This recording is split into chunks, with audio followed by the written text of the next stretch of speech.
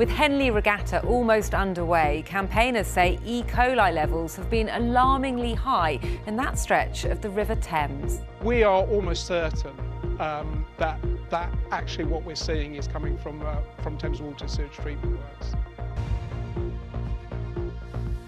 Good evening, I'm Anjana Gadgil. It's one of the most famous rowing events in the world, with hundreds of races taking place over an historic mile of the River Thames. But just a few days before the start of the Henley Royal Regatta, a row's broken out over the safety of the water on that special stretch of river. Testing by environmental campaign group River Action has pointed to high levels of E. coli bacteria in the water between May and June, claiming water conditions were poor on 12 different days. But Thames Water's own tests over the same period claim that was only the case in 2 or 3 days. Well, James Ingham is in Henley tonight, where preparations are underway for the regatta. James. Well, Anjana, what better place could there be on a warm, sunny evening like this than by the river? You can see the Thames flowing gently through Henley here, as this town in Oxfordshire is about to put on the event that it is most famous for, the Royal Regatta.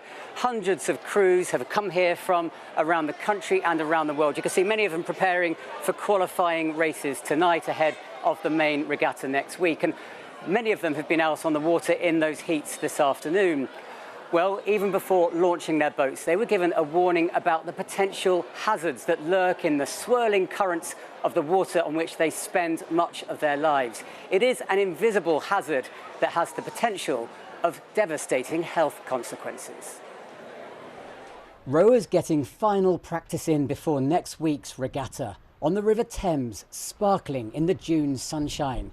But the water they're sweeping through may not be as healthy as it looks.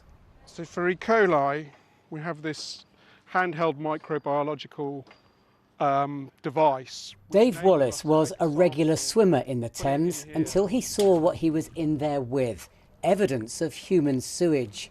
That prompted him to become a citizen scientist, taking daily water samples for the environmental campaign group River Action, that don't make for great reading. What we're seeing as a general rule is very high levels of E. coli, above the standards that the Environment Agency has set for sufficiency in terms of recreational use. So overall, our results show very poor quality. On 12 days in the past month, Dave's tests found concentrations of E. coli, which the Environment Agency would deem as poor. On one day, the level was 27 times higher. And the test I filmed yesterday also came back far higher than the threshold for poor water. The Henley Sewage Treatment Works, which is probably about a mile downstream of us, the outflow comes into a series of streams which then go into the river, and one of the streams is actually just upstream from us here. The sewage treatment works do not strip out E. coli as in tertiary treatments. Other sources could be agriculture or bird life. Here in Henley, we don't have a lot of agriculture upstream of us, and also you can see that the bird life is actually pretty limited. So we are almost certain that actually what we're seeing is coming from Thames Water sewage treatment works. Thames Water disputes that and has done its own testing several kilometres upstream and downstream from where River Action sampled, further away from a sewage treatment works and the Henley Regatta race route.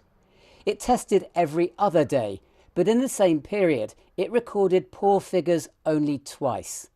Thames told us multiple sources are likely to have contributed to these elevated readings, which could include farming, industry, road runoff and wildlife.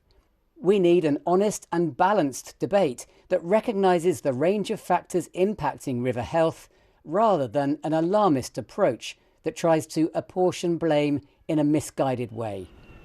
So, with this conflicting data, how should people decide whether the river is safe? I don't see why you shouldn't trust both sides.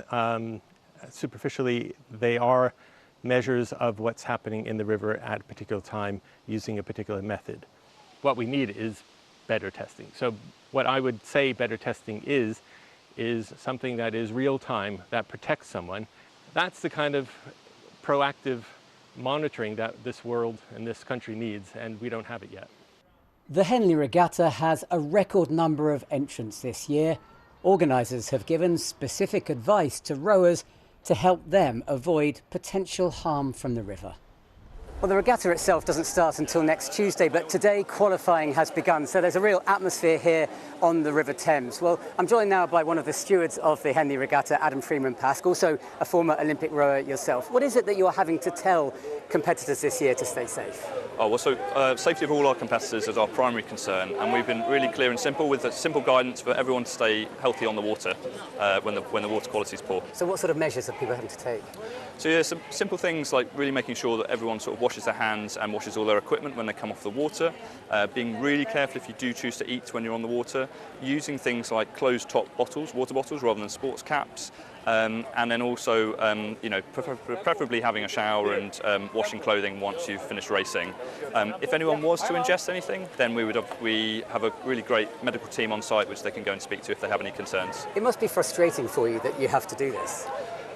It's a shame that our natural habitat in the UK hasn't been better looked after, but we're all really passionate water users here, and everyone is really safe around how they conduct themselves, and yes, we would like it to improve. Aside from those problems you're dealing with on the water, there's a great atmosphere building here ahead of the event next week. Oh, the atmosphere is amazing already, and this is only just the qualifiers. It all kicks off from Tuesday next week and runs all the way up to Sunday. There's crews from all over the world here, China, New Zealand, Australia, America, all over Europe. It's a real buzz here. It's free to come and watch down on the riverbanks, or you can tune in and watch live on YouTube. So it's not just an exclusive event for a certain set of people, it really is open to anybody. Oh, it's a real festival feel, and anyone can come down and enjoy it and get into rowing, really get behind the crews, really exciting to watch. Adam, thanks very much indeed for that. Well, as Adam was saying there, anybody can come and watch this from alongside the river, as well as those lucky enough to be in some of the ticketed enclosures. James Ingham reporting there from Henley.